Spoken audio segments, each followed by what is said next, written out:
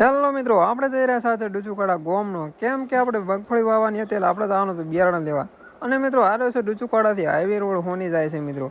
અને આપણે જઈ રહ્યા છે 80-7ની સ્પીડમાં. કેમ કે વરસાદ 2 દાડાથી ખૂબ પડતો હતો ને હવે અને મિત્રો ખેતરમાં વરાપ થઈ જાય એટલે આપણે ત્યાં કહીએ બિયારણ લેવા. કેમ કે આજ તો મગફળી પ્યારી જ નાખવાની છે.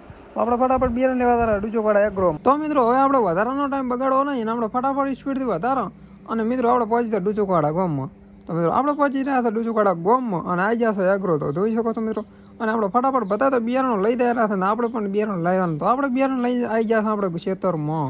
તો મિત્રો આપણે 4 કટક લાવવાના હતા. તો મિત્રો આપણે ઉતારી નાખો રિસ્કામાંથી ફટાફટ ભોય. અને મિત્રો ટ્રેક્ટરવાળા મને ફોન કરી દીધો. ટ્રેક્ટરવાળો પણ ફટાફટ આવતો થશે. તો મિત્રો આપણે ત્યાં સુધી ટ્રેક્ટરવાળો આવે ને એવી ત્યાં સુધી આપણે રિસ્કામાંથી કટા ઉતારી નાખા ભોય. અને ગોચો પણ મારી નાખા ફટાફટ.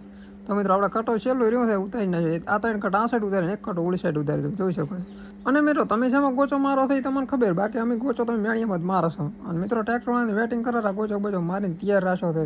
તમે પણ જોઈ શકો તમારો ગોચો. તો મિત્રો અમે મેળીમાં જ ગોચો મારા છે. ટ્રેક્ટરવાળો પણ આવી ગયો એટલે ટ્રેક્ટરવાળાને પણ પહેરવાનું ચાલુ કરી નાખ્યો મિત્રો. અને મિત્રો તમને મિની વ્લોગ ગમે છે કે લાંબો વિડીયો ગમે છે તમે કોમેન્ટમાં જરૂર જણાવજો મિત્રો. અને મારા આઈડીને ફોલો ના કરે તો ફોલો કરી નાખજો અને વિડીયોને લાઈક કરી દીધો. જય માતાજી.